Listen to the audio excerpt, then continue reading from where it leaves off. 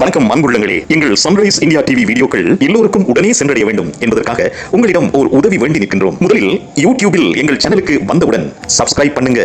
அதற்கு பக்கத்தில் இருக்கும் பெல் ஐகான் பட்டனை கிளிக் பண்ணி ஆல், அதாவது ALL என்பதை தெரிவு செய்யுங்கள். அப்போதுதான் ஒவ்வொரு புதிய வீடியோவும் உங்களை நாடி வரும், அதாவது உங்களுக்கு நோட்டிபிகேஷன் வரும். அதே மாதிரி உங்கள் YouTube app settings notification turn on பண்ணியிருக்கா என கன்ஃபார்ம் பண்ணுங்க, இல்லாட்டி நோட்டிபிகேஷன் வராது. இன்னொரு முக்கிய விடயம், நீங்கள் ஒவ்வொரு வீடியோவுக்கும் லைக் கமெண்ட் பண்ணினால் யூடியூப் நம்ம வீடியோவை அதிகமாக புஷ் பண்ணும். அதனாலே நோட்டிபிகேஷன் எல்லோருக்கும் சென்று சேரும். ஆகவே உங்க சப்போர்ட் தான் எனக்கு ரொம்ப ரொம்ப முக்கியம். இதே மாதிரி தொடர்ந்து நம்முடன் பயணம் செய்யுங்கள். உங்கள் ஒத்துழைப்பே எங்கள் சேவை.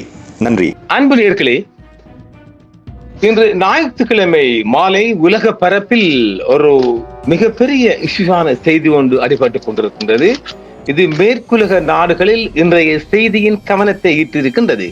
காசாவில் மிக விரைவில் ஒரு ஷார்ட்லியாக மிகப்பெரிய, நாங்கள் ஏற்கனவே சொல்லியிருக்கோம் இல்ல, 60,000 IDF போர்சஸ் ரெடி ஆகுதுன்றது காசாவை அழிப்பதற்காக. காசாவில் இதை நான் ஒரு சாராம்சமா கொடுத்தால், காசாவில் இலங்கை முஸ்லிம்கள் போன்று 20 லட்சம் மக்கள் வாழக்கூடிய ஒரு சிட்டி தான் காசா சிட்டி. அதில் இந்த ஒரு வாரமாக காசாவை அழிக்கப் போகின்றோம், தாக்கப் போகின்றோம், மக்கள் வெளியாகுங்கள் என்று IDF கொடுத்த எச்சரிக்கையின் காரணமாக ஒரு 10 லட்சம் மக்கள் காசாவை விட்டு வெளியேறிவிட்டார்கள். கால்நடையாக, வாகனங்களாக கிடைக்கிறத சுருட்டிக்கிட்டு எடுத்துக்கிட்டு ஊரை விட்டே வெளியாயிட்டாங்க. கிட்டத்தட்ட ரோஹிங்கியா மக்கள் போன்று. இன்னும் எஞ்சி இருப்பது 10 லட்சம் மக்கள் மாத்திரம்தான். ஆனால் அந்த 10 லட்சம் மக்களும் நாங்கள் காசாவை விட்டு வெளியாகிறல்ல, அவன் அடிக்கடி நாங்கள் இறக்கின்றோம் என்று அடம் பிடிக்கின்றார்கள். இருந்தாலும் பல ஐநா நிறுவனங்கள் இன்று காசா ஞாயிற்றுக்கிழமை, இது நமது இரவு செய்தி, நாளை காலை உங்களுக்கு வரப்போகின்றது, எவ்வளவு NGOக்கள் எல்லாம் சொல்லியும் அந்த 10 லட்சம் மக்கள் காசாவை விட்டு வெளியேறும் எண்ணத்தில் இல்லை. இதே நேரம் ஊட்டச்சத்து, உடம்பில் பலம் இல்லாமல் குழந்தைகள் தொட்டு நடுத்தர வயது கொண்டவர்களின் எண்ணிக்கை அதிகரித்து வருகின்றது. இதுவரைக்கும் இந்த செய்தி நாம் உங்களுக்கு சொல்லும் வரையும் 289 பொதுமக்கள் இறந்திருக்கின்றார்கள் உணவில்லாமல், பஞ்சத்தினால். இதே நேரம் இப்பொழுது பஞ்சம் டிக்ளேர் பண்ணப்படுறது. எப்படி? காசாவில் பஞ்ச பிரகடனம் எப்படி இருக்குது? காசாவில் பஞ்ச பிரகடனம் செய்யப்பட்டிருக்கின்றது. அடுத்ததாக குழந்தைகள், இதுவரைக்கும் ஊட்டச்சத்து இல்லாமல் இறந்து போன குழந்தைகள் 112 கடந்து விட்டது. இதுவும் இன்றைய உலக பரப்பில் இடம்பெறுகின்ற செய்தி. இதே நேரம் காசாவை விட்டு வெளியேறுமாறு காசா மக்கள் உங்கள் உயிரை பாதுகாத்து கொண்டு வெளியேறுங்கள் என்று இஸ்ரேல் காட்ஸ் தெரிவித்திருக்கின்றார். எந்த இடமும் பாதுகாப்பான இடம் அல்ல.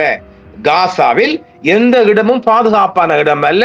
இன்றும், அதாவது திருப்பதி உண்டியல் போடுற மாதிரி டெய்லி நாளாந்த நரபலி நடந்து கொண்டே இருக்கின்றது காசாவில்.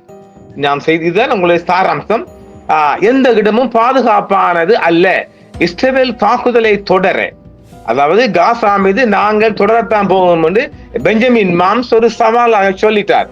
அதனால் காசாவை விட்டு கிட்டத்தட்ட 10 லட்சம் மக்கள் வெளியேறிவிட்டார்கள். தற்போது வெளியேறி கொண்டிருக்கின்றார்கள். இது நடந்து கொண்டிருக்கின்றது. இரவு பகலாக 24 மணி நேரமும் மக்கள் காசாவை விட்டு உடைந்த நலிந்து போன கட்டடத்துக்குள் இருந்து மக்கள் வெளியேறி கொண்டிருக்கிறார்கள்.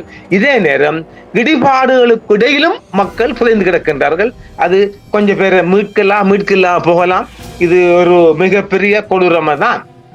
இஸ்ரேல் தாக்குதலை தொடர சபதம் செய்ததால் குடும்பங்கள் காசா நகரத்தை விட்டு வெளியேறி வருகின்றார்கள். காசா நகரத்தின் புறநகர் பகுதியில் விமானங்களும் டாக்கிகளும் குண்டு வீசி தாக்கிக் கொண்டிருக்கின்றது. மற்றவர்கள் நகரத்தை விட்டு வெளியேற மறுக்கின்றனர். காசாவின் 2 மில்லியன் மக்களில் பாதி பேர் தற்போது வசிக்கின்றனர். ஏற்கனவே சொன்னமில்ல, 10 லட்சம் மக்கள்லாம் கிட்டத்தட்ட வாழ்றாங்களா. இஸ்ரேலிய விமானங்களும் டாங்கிகளும் காசா நகரின் கிழக்கு மற்றும் வடக்கு புறநகர் பகுதிகளில் தாக்குதல் நடத்தி கட்டிடங்களையும் வீடுகளையும் அளித்துள்ளன. இஸ்ரேலிய தலைவர்கள் நகரத்தின் மீது பெரிய அளவிலான தாக்குதலை விரிவுபடுத்துவதாக உறுதியளித்துள்ளனர். நேற்று முன்தினம் சனிக்கிழமை இரவு முதல் இன்று ஞாயிற்றுக்கிழமை மாலை வரை, இன்று நாமளும் தருகின்ற செய்தி ஞாயிற்றுக்கிழமை இரவு செய்தி, உங்கள் நாளை காலை செய்தி. ஞாயிற்றுக்கிழமை மாலை வரை ஜெய்டவுன் மற்றும் ஷஜாயா பகுதியில் இரவு முழுவதும் தொடர்ச்சியான வெடிப்புகள், குண்டு வெடிப்புகள் சத்தமாக இருந்ததாக சாட்சிகள் தெரிவிக்கின்றனர். இதற்கிடையில் அருகிலுள்ள சப்ரா சுற்றுப்புறத்தில் உள்ள வீடுகள் மற்றும் சாலைகள் மீது டாங்கிகள் செல் தாக்குதல் நடத்தின. மேலும் ஜபாலியாவின் வடக்கு பகுதியில் பல கட்டிடங்கள் வெடித்து சிதறியுள்ளது. வெடிப்புகள் நடந்த திசையிலிருந்து வானத்தை நெருப்பு எரிய செய்தது, பீதியை ஏற்படுத்தியது மற்றும் சில குடும்பங்கள் நகரத்தை விட்டு வெளியேற தூண்டியது. மற்ற குடியிருப்பாளர்கள் தாங்கள் இறக்க விரும்புவதாகவும் வெளியேறாமல் இருப்பதாகவும் கூறுகிறார்கள். அதை நாங்கள் சொன்னோமில்ல, 10 லட்சம் மக்கள் இறக்க தயாராகின்றார்கள். அவன் எந்த குண்டியாலும் வீசட்டும், நாங்கள் மடிந்து போகின்றோம் என்று 10 லட்சம் மக்கள் கொடாக்கண்டன் இருக்கின்றார்கள். தற்போது காசாவில் சுமார் 2 மில்லியன் மக்களின் பாதி பேர் காசா நகரில் இருந்து வசிக்கின்றனர். பாதி பேர் வெளியேறிவிட்டனர். அந்த பாதி பேர் வெளியேறார். சில ஆயிரம் பேர் ஏற்கனவே தங்கள் உடைமைகளை வாகனங்கள் மற்றும் ரிக்ஷாக்களில் சுமந்து சென்று விட்டனர். அதாவது 2 மில்லியன் மக்கள்ல பாதி பேர் வாழ்றாங்க, பாதி பேர் போய் கொண்டிருக்கிறாங்க. காசா நகரில் வெடித்து சிதறும் கட்டிடத்திலிருந்து மக்கள் ஓடி வருகின்றனர். மேற்கு கரை குடியேற்ற ஒப்புதலை இங்கிலாந்து கண்டித்துள்ள நிலையில் இஸ்ரேல் காசா நகர தாக்குதல் விரிவுபடுத்தப்படுகிறது. தனது மனைவியும் 3 மகள்களையும் அழைத்துக் கொண்டு காசா நகரத்தில் உள்ள எனது வீட்டை விட்டு வெளியேற வேண்டிய நேரங்களை எண்ணுவதை நான் நிறுத்திவிட்டேன் என்று 40 வயதான முகமது என்பவர் ராய்ட்டர் நியூஸிடம் கூறியிருக்கின்றார். இன்றைய ஞாயிற்றுக்கிழமை மாலை செய்தியாக, எந்த இடமும் பாதுகாப்பது அல்ல, ஆனால் நான் ஆபத்தை எடுக்க முடியாது. அவர்கள் திடீரென்று படையெடுப்பை தொடங்கினால் அவர்கள் கடுமையான துப்பாக்கி சூட்டை பயன்படுத்துவார்கள். அதனால் மக்கள் மிஞ்சுவதற்கான வாய்ப்பே இல்லை. வெடிப்புகள் இருந்த போதிலும் அவர்கள் வெளியேற மாட்டார்கள் என்று மற்றவர்கள் கூறினர். நாங்கள் வெளியேறவில்லை, அவர்கள் எங்கள் வீட்டில் குண்டு வீசட்டும் என்று 8 பேர் கொண்ட குடும்பத்தை கொண்ட 31 வயதான ஆயா கூறியிருக்கின்றார். அவர்கள் வெளியேற முயற்சித்தாலும் கூட ஒரு கூடாரம் வாங்கவோ அல்லது போக்குவரத்துக்கு பணம் செலுத்தவோ அவர்களால் முடியாது என்று கூறியுள்ளார். நாங்கள் பசியாக இருக்கிறோம், பயந்து கொண்டிருக்கிறோம், எங்களிடம் பணம் இல்லை. அதாவது அங்க இருக்கின்ற ஊடகங்களிடம் அவங்க சொல்ற கருத்து என்னென்றால், நாங்கள் எங்கு போவோம், என்ன செய்வோம், நாங்கள் பசியில் இருக்கின்றோம், பயந்து கொண்டிருக்கின்றோம். அதாவது பாருங்கள், பசியில் இருக்கின்றோம், பயந்து கொண்டிருக்கின்றோம், எங்களிடம் பணம் இல்லை, எங்கு செல்வது என்று இந்த மக்களில் 90% மக்கள் இந்த கருத்தை ஊடகத்திடம் இன்று மாலையே தெரிவித்திருக்கின்றார்கள். இது ராய்ட்டர் செய்தி முழுவதும் அடிபடுகின்ற செய்தியாக இருக்கின்றது. காசா நகரத்தின் கட்டுப்பாட்டை கைப்பற்ற விரிவாக்கப்பட்ட ராணுவ தாக்குதலுக்கான திட்டத்தை இஸ்ரேல் இந்த மாதம் தொடக்கத்தில் அங்கீகரித்துள்ளது. பெருமளவில் அளிக்கப்பட்ட நகர மையத்திற்கு சில வாரங்களுக்கு படைகளை நகர்த்தும் என்று எதிர்பார்க்கப்படவில்லை. இதனால் மத்தியஸ்தர்கள் எகிப்து மற்றும் கட்டார் போர் நிறுத்த பேச்சுவார்த்தைகளும் மீண்டும் தொடங்குவதற்கு இடமளிக்கிறது. இருப்பினும் இஸ்ரேலிய படைகள் நகரம் மற்றும் அதை சுற்றியுள்ள பகுதிகள் மீது குண்டு வீசி தாக்குதல் நடத்தி கொண்டிருக்கின்றது. மேலும் இன்று ஞாயிற்றுக்கிழமை ஜபாலியா பகுதியில் சமீபத்திய நாட்களில் படைகள் மீண்டும் சண்டையிட திரும்பியதாக கூறப்பட்டிருக்கிறது.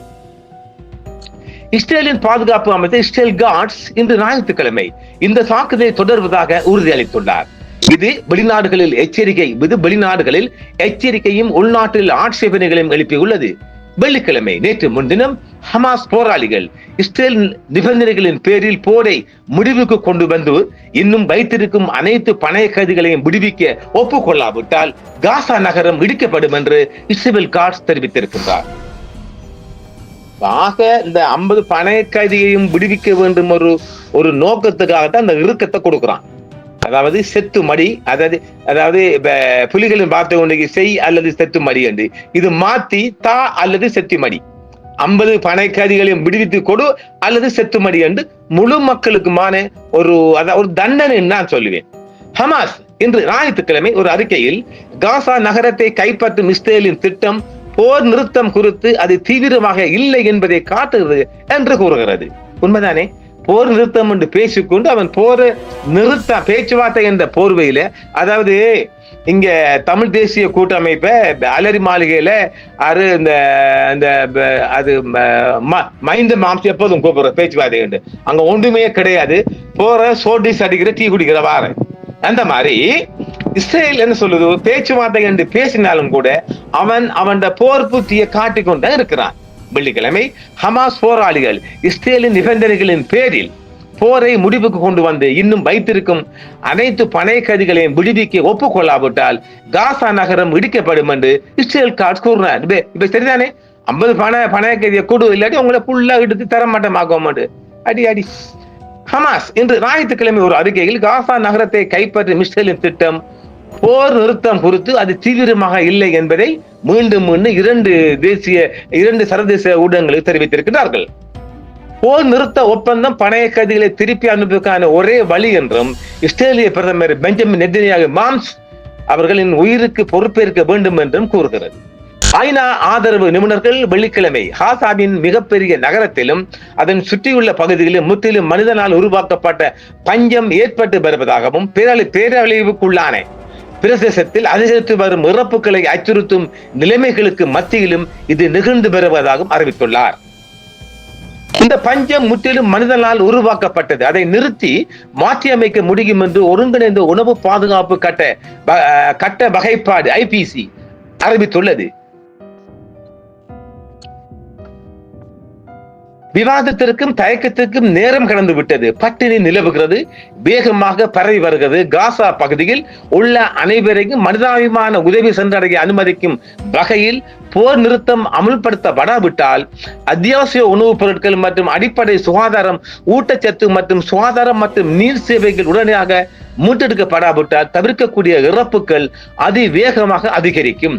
ஞாயிற்றுக்கிழமையான இன்று காசா சுகாதார அமைச்சகம் ஊட்டச்சத்து குறைபாடு மற்றும் பட்டினியால் மேலும் 8 பேர் இறந்துள்ளதாக கூறியுள்ளது. இதனால் போர் தொடங்கியிலிருந்து இது போன்ற காரணங்களால் ஏற்பட்ட இறப்புகளின் எண்ணிக்கை 289 அதிகரித்துள்ளது. இதில் 112 குழந்தைகள் அடங்கும் என்றும் சொல்லப்படுகின்றது. ஆக ஒரு பஞ்ச பிரகடனம் செய்யப்பட்டாலும் இஸ்ரேலில் 10 லட்சம் மக்கள் அழிப்பதற்கான மிக அதிகமான வாய்ப்பு இருக்குது. மீண்டும் இந்த பார்ட் 2 நாம் இன்று இரவும் கேட்போம். நன்றி நேயர்களே. என்றும் உங்களுடன் சன்ரைஸ் இந்தியா டிவி சப்ஸ்கிரைப் பண்ணுங்கள், பெல் பட்டனையும் கிளிக் செய்யுங்கள். உங்கள் ஆதரவே எங்கள் சேவை. ஆதரவு தாருங்கள், அரவணைப்போம். மறக்காம சர்ப்ரைஸ் பண்ணுங்க. தேங்க்யூ.